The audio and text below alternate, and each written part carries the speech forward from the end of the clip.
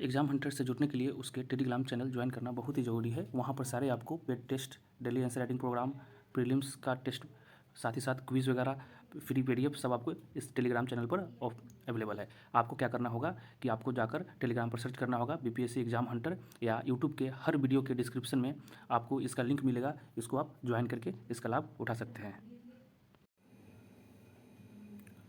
Hello everyone, welcome to exam hunter. So दोस्तों, हम लोग आज पॉलिटी के कुछ लिस्टिंग इंपॉर्टेंट टॉपिक्स को देखेंगे जो अपकमिंग जो 67वीं मेंस होने वाला है, या सीडीपीओ होने वाला है, या अपकमिंग ऑडिटर होने वाला है, उसमें इम्पोर्टेंट है। ठीक है। और इसको हम क्या किए हैं कि इसको हम दो भागों में बांटे हैं। जो पॉलिटी का दोस्तों जो टॉपिक्स अभी आपको बताने जा रहे हैं, सबसे पहले जो पॉलिटी है वो देखो कहाँ आता है। तो आपको पता होगा कि बीपीएससी के जो पेपर 2 होता है, जीएस सेकेंड, उसका सेक्शन पहला है। ठीक है। और सेक्शन पहला को देखोगे तो आपको उसमें 4 क्वेश्चंस मिलेंगे। ठीक है। और 4 में से आपको 3 करना होगा। और वहीं अगर आप हिस्ट्री वाले सेक्शन को देख लेंगे जीएस 1 में, 6 क्वेश्चंस मिलेंगे, 6 में से 3 करना होगा। तो यहाँ पर क्या होता है कि यहाँ पर चूज करने वाला जो उसका जो ऑप्शंस होता है हमारे पास काफ़ी कम होता है। ठीक है। तो इस जो पॉलिटी है पॉलिटी को दो भागों में बांटेंगे। इसमें एक बेसिक्स टॉपिक्स जिससे बीपीएससी क्वेश्चंस पूछता है, इसको हम लोग करने वाले हैं कि कौन कौन से इंपॉर्टेंट टॉपिक है इन अपकमिंग एग्जाम में। उसके बाद हम लोग क्या करेंगे कि एक साल के अंदर में कोई करंट टॉपिक्स जो होंगे, करंट अफेयर्स वाले टॉपिक होंगे जो पॉलिटी से रिलेटेड है, उसको करेंगे। ठीक है। और इतने को करके हाई चांस है कि कोशिश करेंगे कि जो पेपर में क्वेश्चन आए डायरेक्ट और इनडायरेक्ट हम इसको फंसा दें। ठीक है। तो सामने आपको जो दिख रहा होगा वो डेट इज़ बेसिक्स टॉपिक्स। क्या दोस्तों है? बेसिक्स टॉपिक्स है। तो इसमें आपको गवर्नर, सबसे पहले क्या हो गया, गवर्नर। आपको पता होगा कि गवर्नर जो है 64वां में पूछा था। अब गवर्नर ऐसा टॉपिक है कि जो पूछता ही पूछता है, खासकर विथ रेफरेंस टू बिहार के संदर्भ में। तो गवर्नर 64वां में पूछा था इसको 65वां में नहीं पूछा है, साथ ही साथ 66वां में भी नहीं पूछा है। तो ये काफ़ी इंपॉर्टेंट हो जाता है गवर्नर। अब गवर्नर में क्या करना है आपको कि उसका गवर्नर का सारे आर्टिकल्स याद होना चाहिए कि कौन कौन से आर्टिकल्स में क्या क्या पावर्स है। ठीक है ना, कौन कौन मतभेद, जैसे 163 always always in dispute sorry. तो इसमें क्या करना है, पावर्स एंड फंक्शंस आपको करना होगा। ठीक है ना, जितने भी पावर्स एंड फंक्शंस है गवर्नर को। ठीक है। इसके पद का फ़ायदा क्या है वो करना होगा, इस पद का नुकसान क्या है वो करना होगा। ठीक है। अब रिकमेंडेशन वे फॉरवर्ड, आगे का रास्ता उसको कीजिए। ठीक है। उसके बाद बिहार संदर्भ में जो अभी तक जो गवर्नर का रोल रहा है, डिस्प्यूट वगैरह जो भी रहा है उसको कीजिए। ठीक है। तो मतलब क्या है कि कोई भी टॉपिक्स को कर रहे हैं, डायरेक्ट ये नहीं कि लक्ष्मीकांत उठाए और उसके पावर्स एंड फंक्शंस को किए और ख़त्म कर दिए, उसके हर डायमेंशंस को। साथ ही साथ इसका करंट में एक साल के अंदर में कोई न्यूज़ तो नहीं रहा है गवर्नर का, या कोई डिस्प्यूट तो नहीं रहा है, उसको आप देख लीजिए। एज ए कोर्ट उसको एग्जाम्पल दे सकते हैं पॉजिटिव और नेगेटिव पॉइंट में। ठीक है। जैसे अभी आरिफ मोहम्मद खान है, 1-2 दिन पहले का न्यूज़ बता रहा हूँ। तो वो कहाँ के हैं? तो वो है केरला के गवर्नर है। तो अभी उन्होंने क्या रिकमेंडेशन दिया है कि कुछ जो वाइस चांसलर है यूनिवर्सिटी का, उनको हटाने का। तो ये डिस्प्यूट हो जाता है स्टेट और सेंटर के रिलेशन के बीच में। गवर्नर का जो मिसयूज किया जाता है ये सब। तो ठीक है। तो ऐसे करके आपको गवर्नर को अच्छे से करना है। ठीक है। अब देखो दोस्तों, गवर्नर को हम कर लेंगे। उसके बाद हम नेक्स्ट टॉपिक है हमारा प्रेसिडेंट। प्रेसिडेंट पर हालांकि 66वां में क्वेश्चन पूछ चुका है, लेकिन मेरे हिसाब से इसको करना इसलिए ज़रूरी है, प्रेसिडेंट और वाइस प्रेसिडेंट राष्ट्रपति एंड उपराष्ट्रपति। कारण क्योंकि दोनों का अभी इलेक्शन हुआ है। दोनों क्या हुआ है? इलेक्शन अभी हुआ है। तो आपको ये करना होगा कि इलेक्शन का प्रोसीजर आपको कर लेना होगा, प्रेसिडेंट और वाइस प्रेसिडेंट का, कि इलेक्शन का प्रोसीजर कैसे किया जाता है, किस तरह से चुनाव किया जाता है, चूज किया जाता है। अगर आप बीपीएससी के पुराने क्वेश्चंस को देखेंगे तो ये क्वेश्चंस ऑलरेडी पूछा गया है, इलेक्शन प्रोसीजर ऑफ प्रेसिडेंट। इसको अच्छे से कर लीजिएगा क्योंकि अभी न्यूज़ में रहा है। ठीक है। अगला टॉपिक देख लीजिए दोस्तों, फंडामेंटल राइट्स। तो आपको पता होगा कि जो मौलिक अधिकार है वो कहाँ से कहाँ तक है, 12 से 35। ठीक है, 12 से 35 आर्टिकल तक है। तो इसमें आपसे नहीं पूछेगा कि फंडामेंटल राइट्स के बारे में कुछ जो इंपॉर्टेंट न्यूज़ रहा है एक साल के अंदर में। जैसे ये जो प्रेसिडेंट वाला है वो करंट अफेयर्स वाला टॉपिक्स हो गया। ठीक है। तो फंडामेंटल राइट्स में एक न्यूज़ चल रहा है, राइट टू फॉरगेटन, भूलने की आज़ादी। तो इसको थोड़ा अच्छे से कर लीजिएगा, ये भी इंपॉर्टेंट न्यूज़ है क्योंकि ये न्यूज़ में रहा है। ठीक है। तो ये भी करंट का टॉपिक्स हो गया। और इसका इसका क्या टोटल ओवरऑल जो कंसेप्ट है ना, इसको अच्छे से करना होगा। फ़ायदा नुकसान क्या है क्या नहीं, कब ऐसा हुआ, जजमेंट क्या आया, सब चीज़ करना होगा। उसके बाद फंडामेंटल ड्यूटीज़ एंड डीपीएसपी, ये दोनों बहुत ही फेमस टॉपिक्स होता है जिसे बीपीएससी क्वेश्चन पूछती है। और आपको क्या पूछेगा कि अभी तक जो फंडामेंटल ड्यूटीज़ और डीपीएसपी का जो इम्प्लीमेंटेशन हुआ है Bihar as well as India में, उसको बताना है कि कैसे। लीगली इन्फॉर्सिबल तो नहीं है, लेकिन क्या है कि अगर हम पार्लियामेंट से कोई लॉ पास करके हम इसको इन्फोर्स कर सकते हैं। ठीक है। अब देखो, अब अगला टॉपिक हो गया प्रियम्बल। ये 64वां में पूछा है, उसके बाद 2 साल से पूछा नहीं है, तो ये भी इंपॉर्टेंट टॉपिक हो जाता है, क्योंकि कहीं ना कहीं जो बेसिक्स टॉपिक्स होते हैं ना, वो घुमा फिरा के रिपीट ही होते हैं। थोड़ा क्वेश्चन का डायनेमिक्स जो है ना, उसको चेंज कर देता है बीपीएससी, अदरवाइज सारे लगभग सेम होते हैं। अगला हो गया दोस्तों जुडिशियरी, जो न्यायपालिका। ठीक है, इसमें 2 टॉपिक्स आपको करना है, जुडिशियल एक्टिविज्म और जुडिशियल रिव्यू। इस दोनों को कर लेना है, ये भी इंपॉर्टेंट टॉपिक हो जाता है। नेक्स्ट है पॉलिटिकल पार्टीज़। अब पॉलिटिकल पार्टी से बहुत सारे आपको सवाल बन जाएंगे। ठीक है, जैसे इन पॉलिटिकल पार्टीज में जो इंटर डेमोक्रेसी होता है, अंदर के लेवल पर नहीं होता है। हाल में क्वेश्चन इस पर भी आ सकता है कि अभी महागठबंधन का जो फेरबदल हुआ है बिहार में, पहले बीजेपी की सरकार थी और नीतीश का, तो लोगों को क्या हुआ, इंडिया का अलायंस टूट गया था, ऐसे करके क्वेश्चन भी आ सकता है। ठीक है, उसके बाद होगा सेकुलरिज्म। ठीक है, सेकुलरिज्म पर कर लीजिएगा, काफ़ी इंपॉर्टेंट है। तो ये सब बेसिक टॉपिक्स पर हो गया। आते हैं कुछ टॉपिक्स और बेसिक्स को देखते हैं। नेक्स्ट है प्रेशर ग्रुप भी काफ़ी इंपॉर्टेंट है।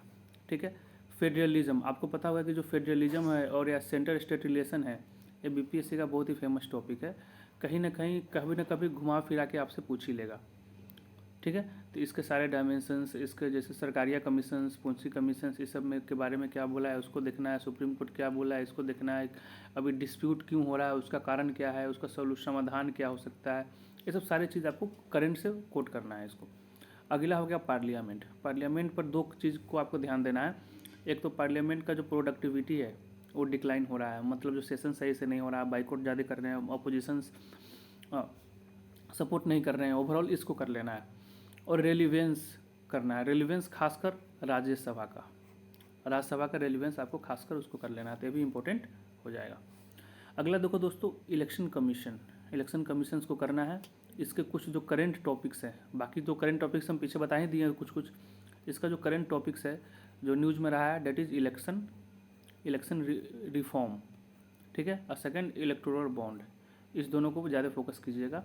इसके अलावा एक और है MCC, model code of conduct, इसको भी आप कर लेना, क्योंकि ये भी न्यूज़ में था और इलेक्शन तो होते ही रहता है इंडिया में, तो न्यूज़ में तो होगा ही, क्योंकि इसका वायलेशन बहुत होता है।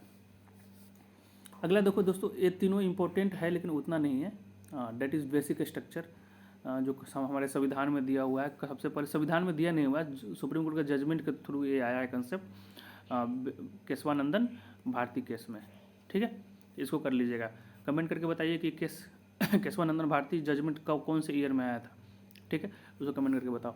नेक्स्ट है अनइवन डेवलपमेंट मतलब क्या है कि जैसे बिहार, इंडिया का देखोगे तो जो ईस्टर्न रीजन ऑफ इंडिया है, जैसे बिहार, यूपी हो गया, बंगाल और नीचे छत्तीसगढ़, सब ये डेवलपमेंट नहीं रहा है, लेकिन वेस्टर्न रीजन डेवलपमेंट हो गया। One of the region is green revolution, ऐसे ऐसे करके, तो ये भी एक कारण हो सकता है जिसके कारण बहुत सारे पॉलिटिकल इनस्टेबिलिटी आता है। इसी कारण कहीं ना कहीं रीजनलिज्म जो कंसेप्ट है रीजनलिज्म का, वो आ जाता है। जो यहाँ पर बताएं आपको, रीजनलिज्म एक टॉपिक हम दिए हैं, वो क्यों है, uneven development, son of the soil movement, ये भी आ जाता है। तो ये सब इंपॉर्टेंट है। ई गवर्नेंस, उसको भी कर लेना आप। ठीक है, तो ये सब पॉलिटी के बेसिक्स टॉपिक्स हो गए, इसको आपको करना है। अब कुछ करंट अफेयर्स, हालांकि करंट अफेयर्स यहाँ पर मैं बताया हूँ, प्रेसिडेंट वाइस प्रेसिडेंट वाला बता दिया, फंडामेंटल राइट्स वाला बता दिया, मौलिक अधिकार जो है। उसके बाद इलेक्शन कमीशन में 2 टॉपिक्स है, electoral reform as well as electoral bond, ये भी करंट में आता है, इसको भी बता दिया। और कुछ करंट का जो और टॉपिक्स है उसको हम लोग अभी देख लेते हैं जो आपको करना है। सबसे पहले एंटी डिफेक्शन लॉ, आपको पता होगा कि एंटी डिफेक्शन लॉ क्या होता है, दल बदल कानून जिसको हिंदी में बोलते हैं, जो हॉर्स ट्रेडिंग जो होता है उसको रोकने के लिए है। ठीक है, तो इसको कर लीजिएगा, न्यूज़ में था। और आपको पता होगा कि बहुत सारे कांग्रेस रूलिंग स्टेट है, उनके पार्टीज़ को तोड़ के बीजेपी में मिल के अलायंस, जैसे बना लिया जाता है। फेमस एग्जांपल है यहाँ पर अभी हाल ही शिवसेना को तोड़ा गया महाराष्ट्र में, ठीक है ना। तो इसका बीपीएससी पीटी में क्वेश्चन भी आया था कि अभी महाराष्ट्र के नए चीफ मिनिस्टर कौन है, ठीक है।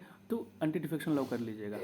इसमें आपको दो चीज़ देखने को मिलेगा कि कौन से शेड्यूल में आता है, ठीक है, और सेकंड कब आया था, ठीक है ना। राजीव गांधी के समय में आया था, लेकिन कब आया था, कौन से अमेंडमेंट के थ्रू, इसको कमेंट करके बताना है, ठीक है। तो हालांकि इसको आपको अच्छे से कर लेना है। अगला रिजर्वेशन बहुत ही इंपॉर्टेंट है। हालांकि उसमें भी एक जो टॉपिक है ईडब्ल्यूएस, इकोनॉमिक वीकर सेक्शन, जो अभी हाल ही में सुप्रीम कोर्ट में इसका जजमेंट, सब चीज़ हो गया सुप्रीम कोर्ट में, फाइनल जजमेंट बाकी है सुप्रीम कोर्ट को कि इसको क्या बोलता है, रिजर्वेशन को वैलिड, ईडब्ल्यूएस वाले रिजर्वेशन को वैलिड करता है या उसको ख़त्म कर देता है। तो अभी जजमेंट आना बाकी है, कभी भी आ सकता है, ठीक है। प्राइवेट सेक्टर, अब देखो कुछ कुछ स्टेट्स है जैसे हरियाणा है जो डिस्प्यूट में रहा था, ये प्राइवेट सेक्टर में भी रिजर्वेशन का बात करता है कि जैसे प्राइवेट सेक्टर में सिर्फ हरियाणा के लोगों को रिजर्वेशन मिलेगा। तो ऐसे भी न्यूज़ में था, तो इसको भी आप कर लेना, ठीक है। सदाबहार टॉपिक है यूसीसी, यूनिफॉर्म सिविल कोड। अब यूनिफॉर्म सिविल कोड क्यों न्यूज़ में था, क्योंकि प्रधानमंत्री ने और हमारे जो बहुत सारे मिनिस्टर हैं ना, उन्होंने फिर से बात छेड़ दिया था कि एक यूनिफॉर्म सिविल कोड होना चाहिए, ठीक है। तो इसके बारे में करना है भाई, है क्या, कौन से आर्टिकल में है, तो डीपीएसपी में दिया गया है। डीपीएसपी में कौन से आर्टिकल में दिया है, प्लीज़ कमेंट करके बताइए, ठीक है। और ये क्यों ज़रूरी है, इसका फ़ायदा क्या क्या है, इसको इम्प्लीमेंट करने के लिए क्या क्या चैलेंजेस हो सकते हैं, ठीक है, इसका सॉल्यूशंस क्या होगा, वे फॉरवर्ड। अभी एग्जांपल दीजिए कि गोवा में ऑलरेडी इम्प्लीमेंट हो रहा है, ठीक है। ये सब आपको अच्छे से करना होगा। अगला है सेडिशन लॉ, देशद्रोह का जो चार्ज लगा दिया जाता है। जनरली फेमस क्या होता है कि अगर आप गवर्नमेंट के अगेंस्ट गए हैं या कुछ भी गवर्नमेंट के खिलाफ बोल दिए हैं, तो जनरली इसको मिसयूज करके आपको देशद्रोह का चार्ज लग जाएगा। तो कौन से सेक्शन में आता है, ये क्या है, इसमें सुप्रीम कोर्ट की प्रतिक्रिया क्या है, ठीक है ना, क्या करना चाहिए, ये सब डिटेल में करना है। वन नेशन वन इलेक्शन ये सदाबहार टॉपिक है। ये जनरली इसको देखोगे तो 60वां में भी पूछा था है, और अभी भी मोदी जी ने बात छेड़ दिया है। तो ये भी एक तरह से इंपॉर्टेंट हो जाता है। तो इसको देख लीजिएगा कि एक बार ही इलेक्शन होना चाहिए, क्योंकि ऑलवेज इन इलेक्शन मोड में क्या होता है, डेवलपमेंट कहीं ना कहीं हैम्पर हो जाता है। अगला टॉपिक है सीबीआई वर्सेज स्टेट्स। एक काफ़ी इंपॉर्टेंट है। आपको पता है कि सीबीआई को सुप्रीम कोर्ट ने क्या बोला,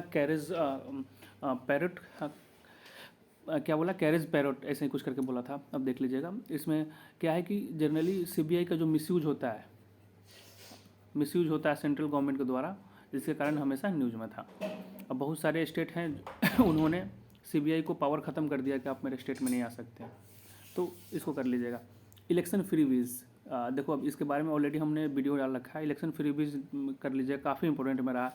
रेवरी कल्चर का नाम सुने होगा, नरेंद्र मोदी ने क्या बोला था कि रेवरी कल्चर से सावधान हो जाओ। तो इलेक्शन फ्री वीज मतलब क्या होता है कि हम लोग इलेक्शन से पहले बहुत सारे वादे कर देते हैं, सब चीज़ फ्री में देंगे, जैसे बिजली, पानी, ठीक है, हेल्थ, एजुकेशन, सब चीज़ फ्री में देंगे। डेट इज एग्जांपल में आप देख लो, केजरीवाल सरकार जो है दिल्ली में बिजली फ्री कर रही है, पानी फ्री कर रही है, पंजाब में औरतों को पैसा दे रही है हर मंथ, उसके बाद 300 यूनिट फ्री कर रही है। अब ये नया अभी इलेक्शन होने वाला है गुजरात में, तो गुजरात में भी बहुत सारे वादा किया गया है। तो ये हमेशा न्यूज़ में था। इसमें सुप्रीम कोर्ट का व्यूज़ क्या है, उसके बाद कैग का रिपोर्ट्स के अकॉर्डिंग क्या है, इसका फ़ायदा क्या है, घाटा क्या है, सब चीज़ बताया गया है। उसको देख लीजिएगा, वीडियो इस पर ऑलरेडी बना चुके हैं। नेक्स्ट है इंट्रा पार्टी डेमोक्रेसी। अब इंट्रा पार्टी डेमोक्रेसी समझिए क्या होता है, ये इंपॉर्टेंट है, काफ़ी इंपॉर्टेंट ये है, इसको भी आपको करना होगा। जैसे सपोज करो कि दोस्तों कोई एक पॉलिटिकल पार्टी का एक हायरार्की होता है, स्ट्रक्चर होता है। जैसे सपोज करो कि एक एग्जांपल ले लो, कांग्रेस का और बीजेपी का, ठीक है। तो बीजेपी एंड कांग्रेस, तो देखो ऊपर में दो बॉस बैठा रहता है हमेशा। बीजेपी का बॉस क्या है, नरेंद्र मोदी एंड अमित शाह, ठीक है। उसके बाद नीचे लेवल पर छोटा मोटा मिनिस्टर आता है, फिर स्टेट लेवल पर आएगा, फिर उसके नीचे और लेवल पर आएगा, नीचे सबसे ज़्यादा सबसे नीचे क्या होता है, कार्यकर्ता हो जाएगा।